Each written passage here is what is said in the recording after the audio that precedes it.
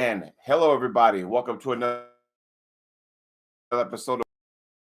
And today, once again, we're putting the ladies on full frontal. We got them on stage.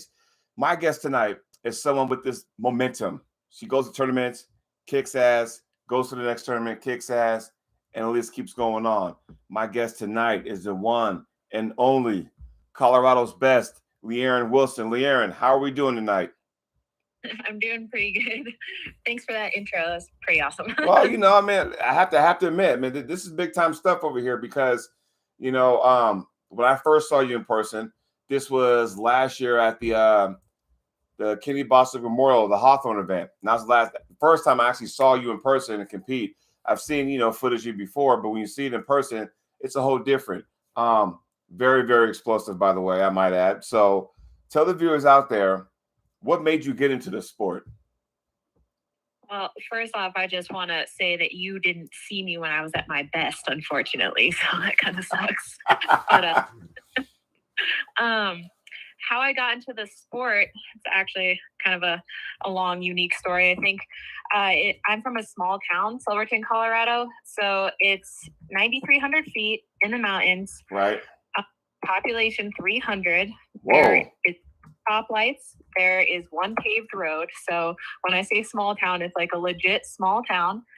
And it's a small mining town. And there's no mines open right now, but they still, every year in August, they do mining holidays where they basically run all these mining events to just try to keep the younger generations involved in the history. And the opening event on Friday night is actually arm wrestling.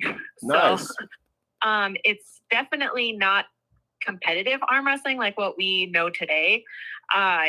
It was just, it's really small town. Usually everyone's drunk. I mean, the rules are pretty iffy. I mean, there's not many of them. So it's definitely not at that competitive level, but it's still fun. And I started competing when I was 18 with the adults, obviously. And I kept getting beat by these huge biker women.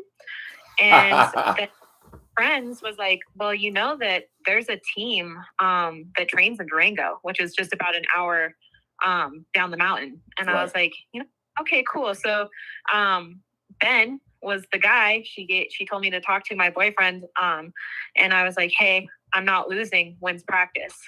And started going to practice and realized that it's actually a competitive sport and kind of just took off from there, I guess. Nice. Because I noticed that you do fairly well.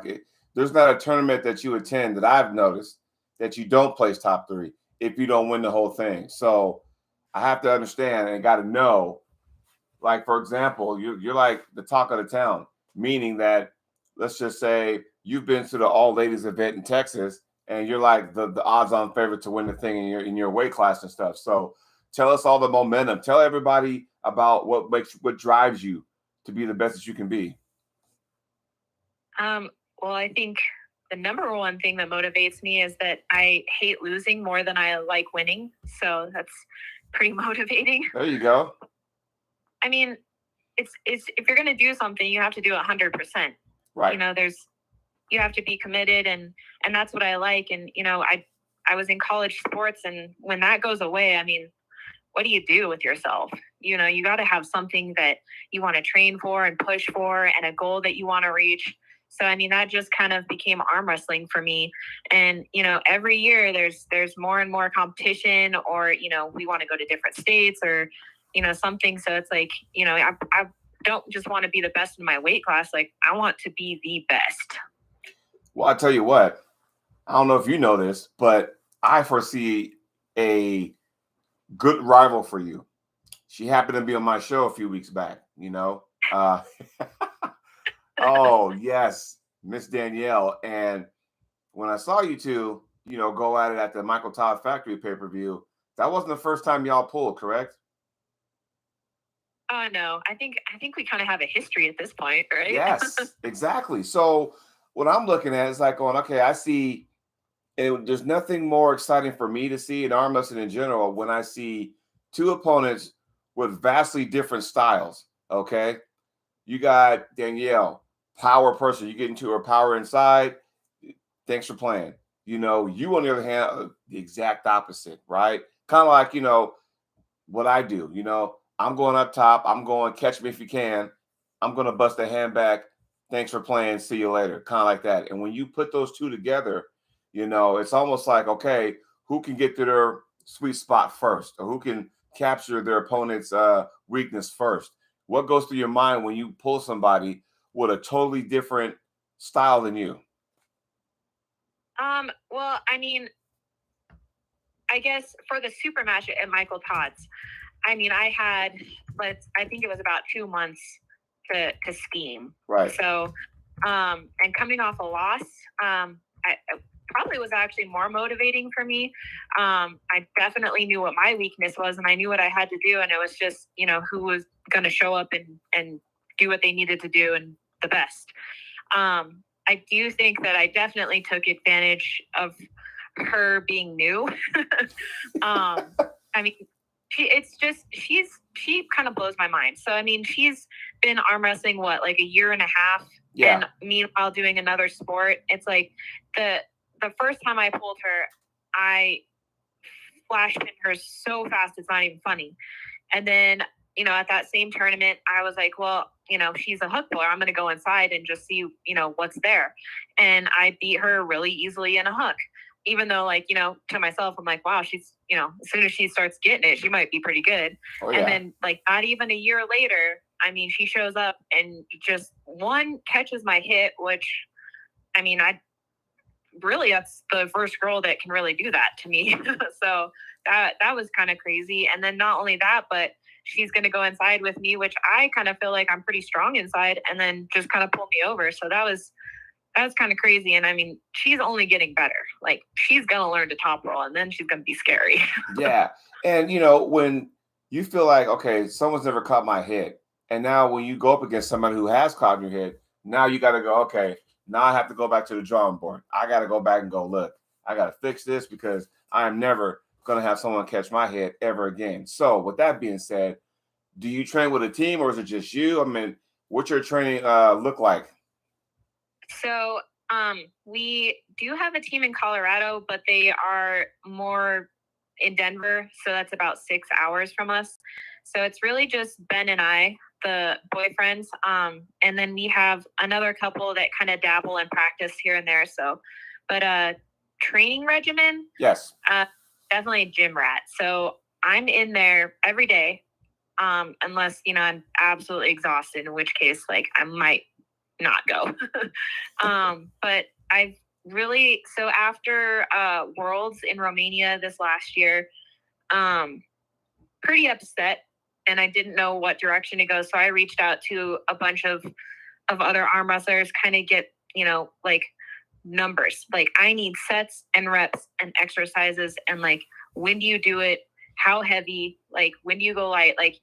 Whatever I could pick up from the best, so I could try to get a better direction to go. Because I felt well, obviously, if I didn't win Worlds, what I'm doing isn't working.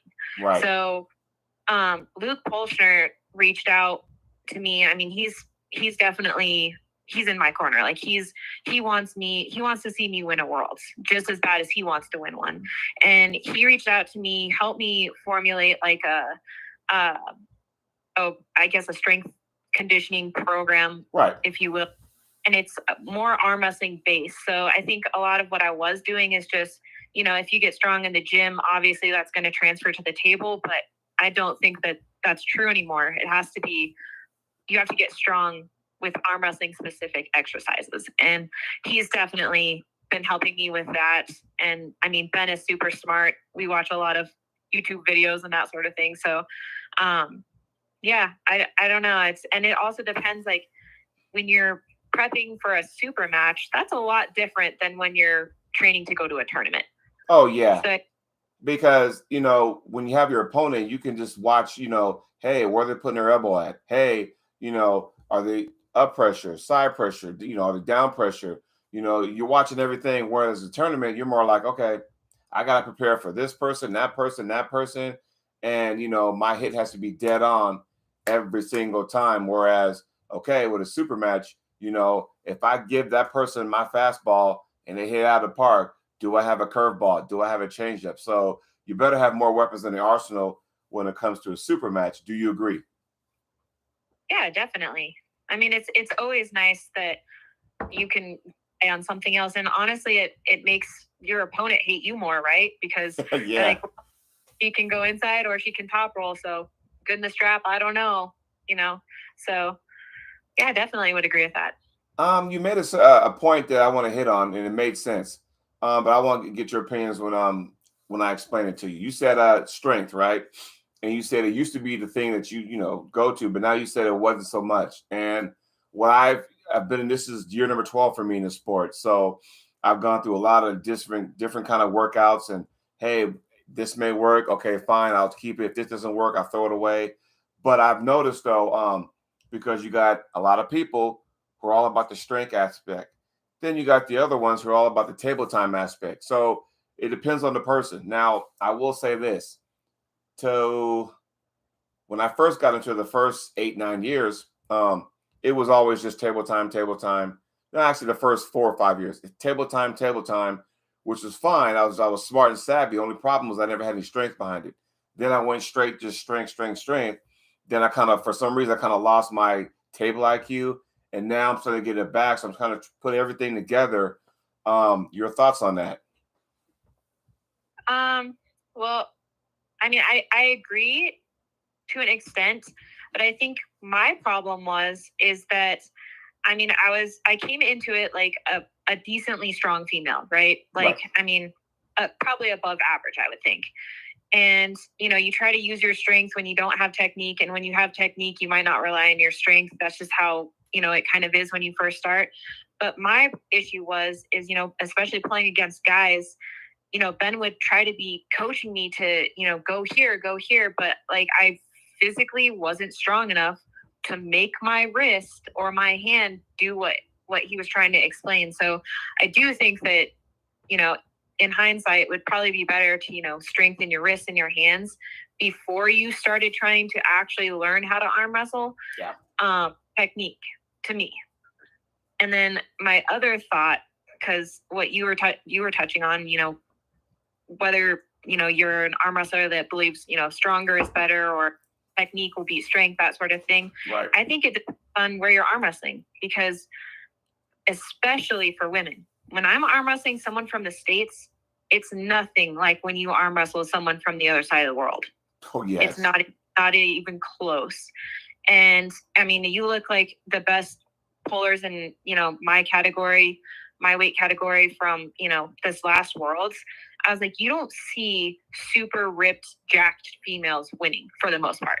I mean, they're super technical, they're fast, they're smart, and their strength is strong where it needs to be. I don't know how to better explain that. No, that's the key right there. And some people lean more toward like, okay, once you know, as in know the actual sport of arm wrestling, then at that point it's all about who's strongest. And depending on what it is, that's fine. But I will take technique over power any day. Now, I like to consider myself a technician because I'm not going to be the strongest guy in my weight class, right? But you know, I can just add a little bit more strength to all my technique, and we'll just roll the dice and see what happens. But I know for a fact, and you can tell everybody here firsthand, when you go to Worlds, it's a whole different ball game, is it not? Oh, 110%. Yes. And we're Yeah, talking it's fast, crazy. like on the go. It's like you blink, it's like, did we false start? Is that a match or what? They're so technical. And with all the tournaments going on now with the different setups and running fouls, all that kind of stuff, I will say this: when you compete at a WAFF like you did, or I compete at IFA Worlds last September, it does, when you go ahead and compete under that organization or that banner, it does allow you to be more in control. Like, you can't be sloppy, because if you any sloppiness, they're going to ding you for it. So it kind of does force you to pull the control. Your thoughts on that?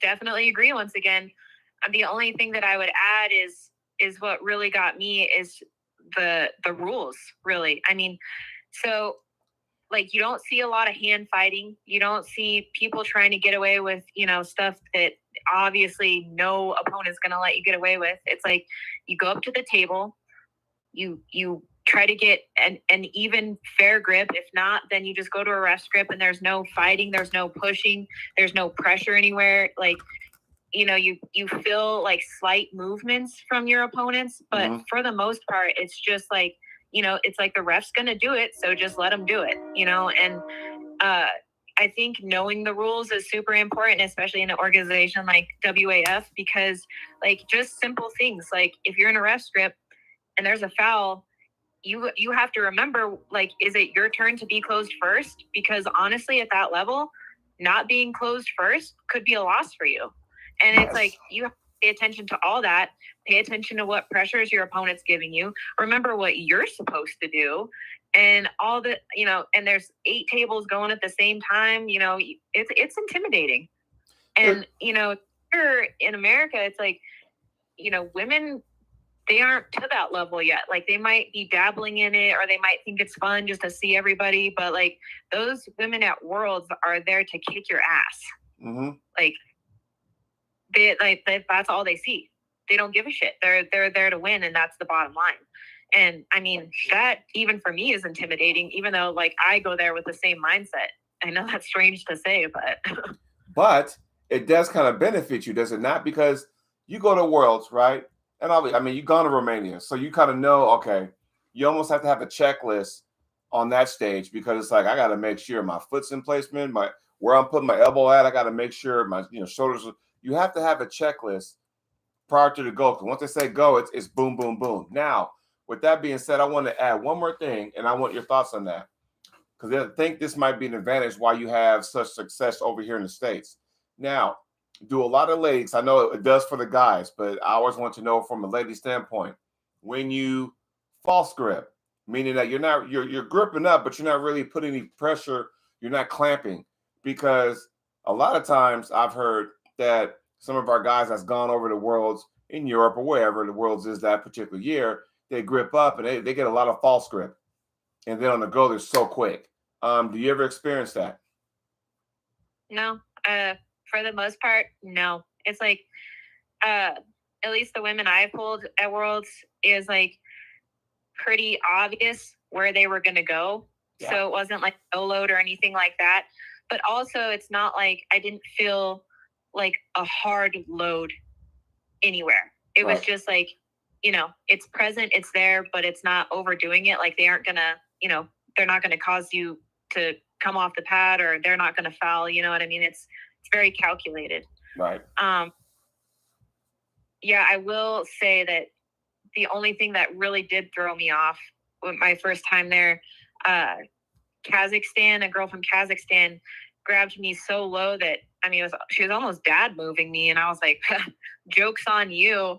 But, I mean, just the way they hit, it's just like just an inside straight chop down to the pad. And you would not think that would be a successful move, but they have somehow made it a successful move. And it's like everyone from Kazakhstan is amazing at it. Wow. So, I mean, and how do you counter that? I mean, people are starting to figure it out now, but I mean, in the midst of Worlds, I mean, that's your first loss. Now you got one more shot, it's like. So when you were there in Romania last year, how many ladies were in your weight class? So right hand, I think there was 16 or 15, and then left there was like 13 maybe. 12. Okay. And here's the deal, because you said sometimes you can be intimidated. You walk up there and we're talking, I'm like, okay, we got a lot of ladies and there's a lot of ladies in my class. I'm thinking, I'm going to have a big day today, and then if you take a loss, I'm like, now I got to fight so much from the B side bracket just to get back. It's like going, man, how did you finish by the chance? To me, like, preparing, like I was, watching film on, who I thought would be there, who's won in the past, like who's beat me in the past that's, been repeatedly, going to Worlds. And to me, I was like, I hope I get the champ first. You know what I mean? Like, I hope I get last year's champ first, because like you beat her and it's like, well, it's smooth sailing from here. That's my thought. So it's like, to me, I you can't really pay attention. I can't think of it as a whole. I'm just like, who's standing in front of me? Like, that's the person I got to beat. Right. And then it's like, once you're past that, then it's like next, and I think mentally that's just how I have to think about it. Because if I start thinking about everything, then I'm up there and I do nothing. Oh, trust me, I've been there too, where I got one move. Okay, I'm ready. I'm gonna try this move, and as soon as you grip up, it's like, oh, I gotta do something else. You're caught between two moves as the ref says go, and you don't go anywhere. And it's like going, that would suck, But I mean, I do get it. So with your experience, how many times have you gone to WAFF Worlds, by the way? 2 times. Okay, so with that experience, and then you come back to the States and kind of go, okay, what did you do? Like, as soon as Worlds was over and you traveled back to the States, what was the game plan then? Are you taking a week off, 2 weeks off? Okay, this is what I learned in Worlds.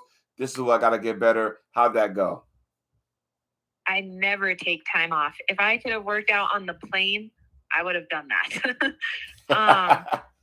But yeah, I mean, you have to watch your video. You have to like just think about like, because it's hard to pinpoint weaknesses when, they're going different pressures and that sort of thing. But I think like my thought the first Worlds was like, I got to get stronger. Like, right. I got to get stronger. That's period. That's it. And I think also after the first Worlds, I was like, well, I got to know the rules because I didn't have a good understanding. And I think, I got outsmarted on a few things that, probably cost me, some matches that were just technical setups. You know what I mean? Right. And, after this second Worlds, I told you I started asking others for advice because I was like, wow, I put everything I had into like training for that specifically. And, it was up and down, it was canceled, it was back on, it was canceled again, moved to a different country last minute. Yeah. And I think everyone's weight was messed up, but then, it's just kind of crazy times, but no excuses. I mean, I think you have to kind of figure out a training regimen that works to your style and also like that you mentally can work with. Right. If that makes sense. Like you have to be able to vibe with your own workouts. Like if you don't wholeheartedly believe in your own workout, it's not going to do anything for you. Totally get that. So now with your latest victory over Danielle, what do we see the future for you? I mean, what's your next event? I mean, we got nationals coming up in Kansas City, correct? So I'm actually doing IFA this year. So yeah, I know I'm still sour about the whole decision. That's okay. Well, since I got you on it, because I'm an IFA guy, I've never pulled WAFF, so I really can't speak on them, but I did pull IFA. I think it's an organization that is going to keep growing as the years go by. So, in doing so, I like it. Now, granted, it was here in the States, perfect for people who live here, but we didn't get the numbers we thought we had. We have countries from Brazil and Kazakhstan and Japan and all over, Costa Rica, Mexico, the list goes on and on.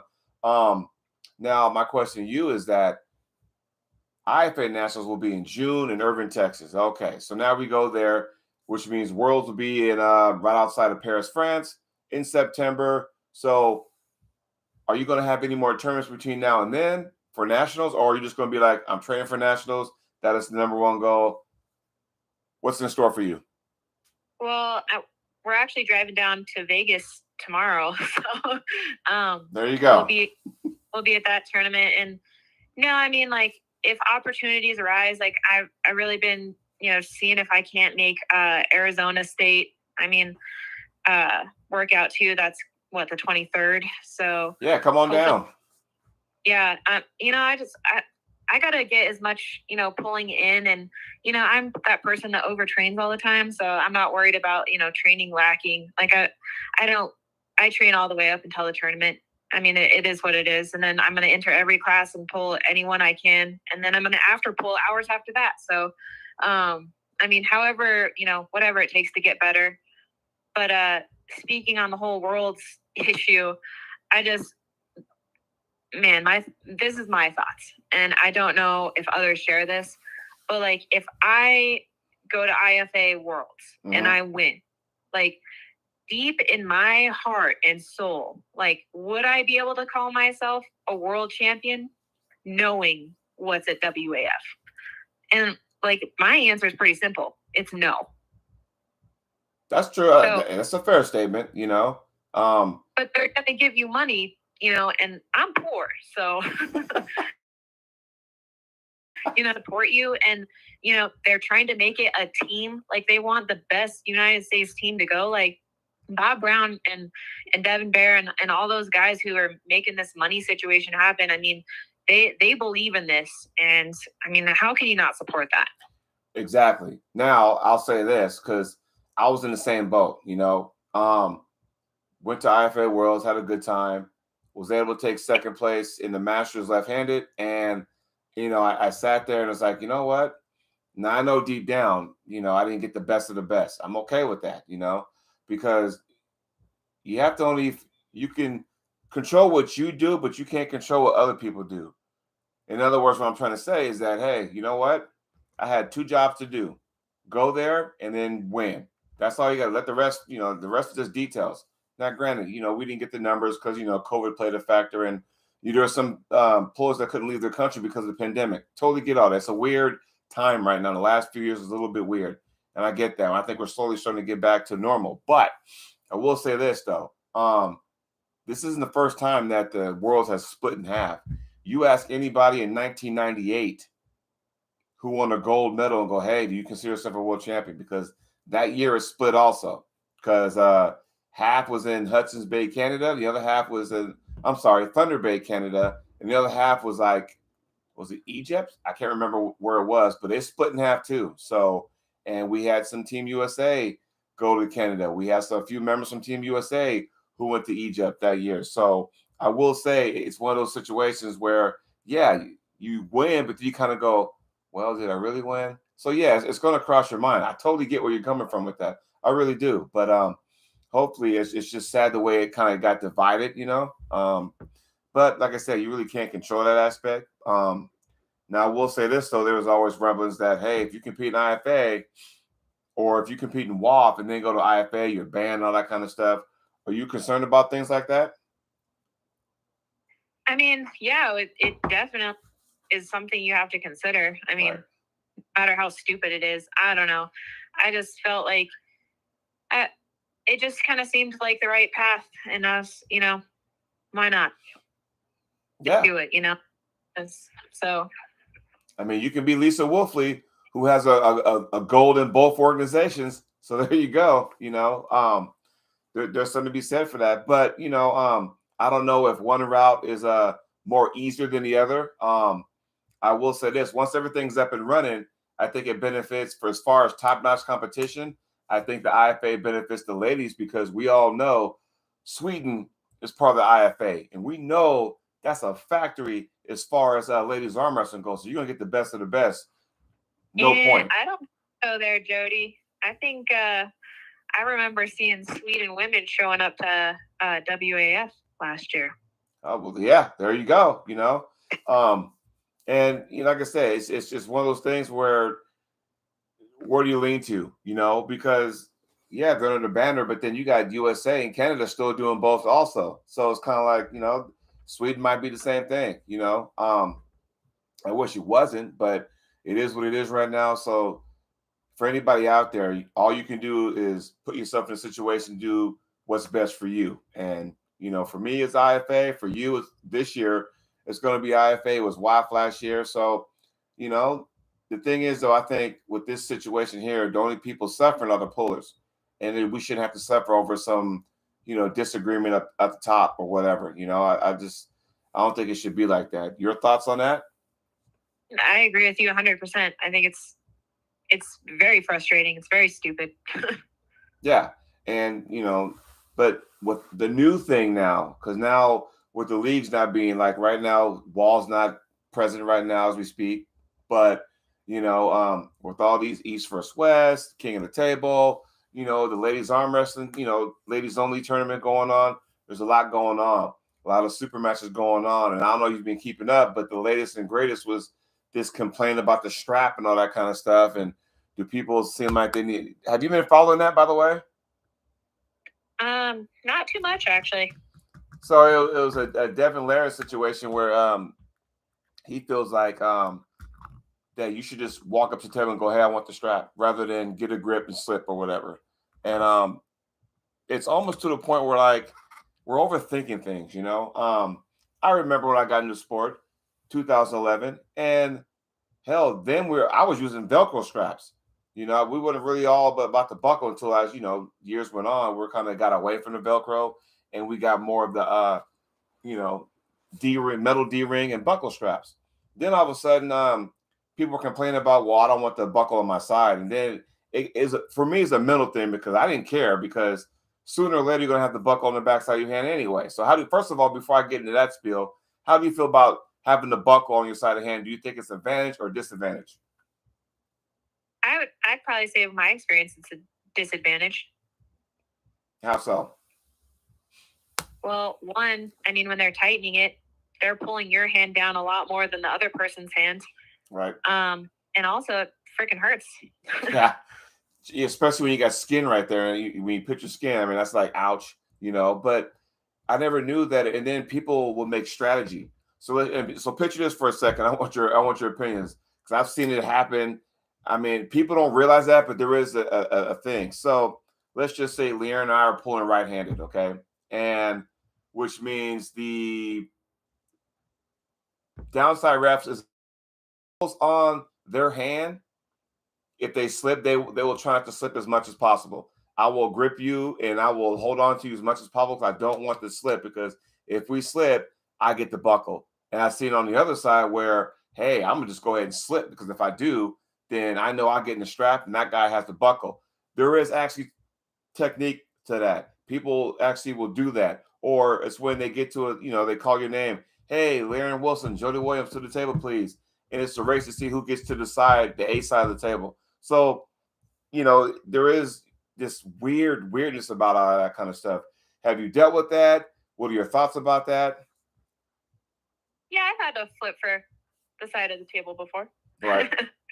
But yeah, I mean, but it's one of those things. It's like, I mean, how much can you get away with inside the rules? Right. I mean, but it is. I mean, one person, that's super famous in arm wrestling can put, a suggestion out there, but it's not going to change the world of arm wrestling. So, I mean, it is what it is. And then if, the rules are changed, then people will adapt and find ways to get through, loopholes on rules. I mean, they're going to figure out strategy to make those one-sided. I mean, right. It's part of arm wrestling to me. Yeah, to the point where now strap pulling is actual style now. You got your three basic rules: top roll, hook, press. Now, strap has morphed into a style. King's move has morphed into a style. And it's like going, okay, and it's give it another 5 years, they'll probably come up with a different move. I don't know what's going to be, but they'll come up with a different style, or so to speak, What are your thoughts about all these different styles now and all? Now a strap pulling is actual style now. They will purposely bail, won't even try to pull. They'll just slip right out of it because some people think they're better in the strap than out of the strap, and that is true for some people. Your thoughts on that? I think it's great. It exploits people's weaknesses, and if you have a weakness, you got to make it a strength, right? Mm-hmm. But I will say that as far as elite pulling, I would say like 85-90% of matches go to the strap, and it's nothing new. And it's if you have really good, evenly matched people, unless they're both hook pullers, you're going to the strap. So, I mean, to me, it's not that crazy. If someone wants the strap, I mean, I don't know. As a puller, I wouldn't be scared. I'd be like, good luck, because I train for that, right? As well. Everyone should. I mean, even if whether they're slipping on purpose or not, I mean, there's a possibility that you're going to go to the strap, right? So you should train both. Well, yeah, because it's not always whoever's the most powerful that wins this. Not all cases, but if someone can get into a strap and then they can use the angles of that strap, because now you don't have to use your hand as much, because we all know, hey, once your hands tied together, why am I wasting all my energy with the hand where I can use the actual strap to my advantage? And I think some people are missing the boat on that.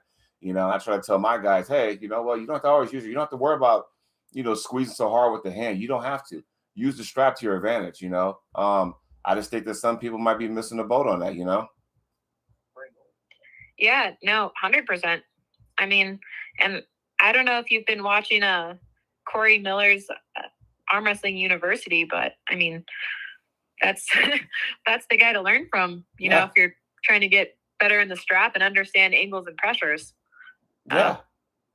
And I'm glad that, someone like Corey's out there doing that now, because, we didn't have all this stuff. I mean, when I got into the sport, I hate to, say all this, but there wasn't a lot of social media as far as arm wrestling goes.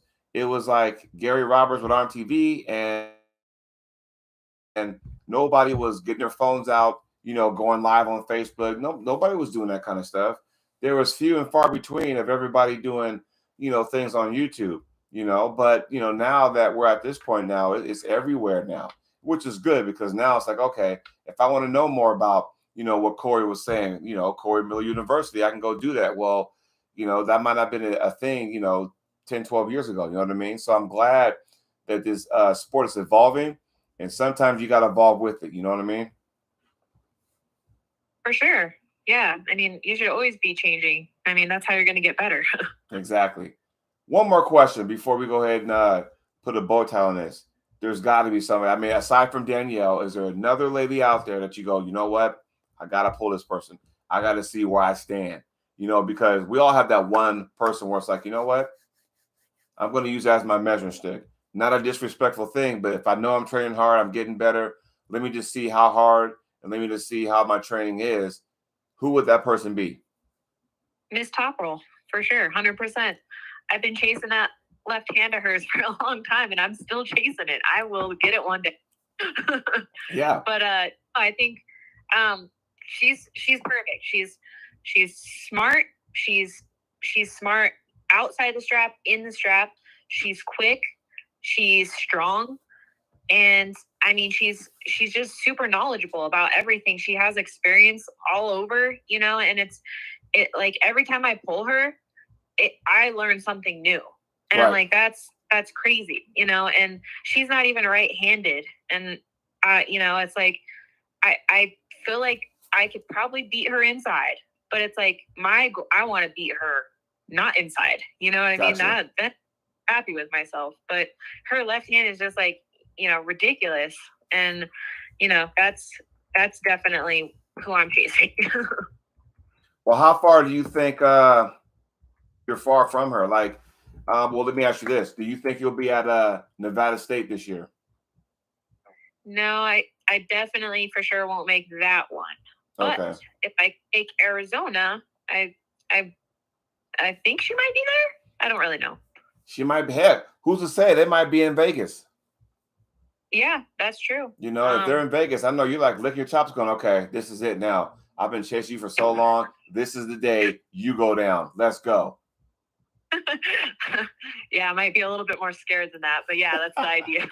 Well, I mean, there's a thing, but yeah, but I mean, the technician, like you said, you learn something new every single time. And so it's like, you know what? How about this? We do that, and yet, okay, I'm getting closer and closer.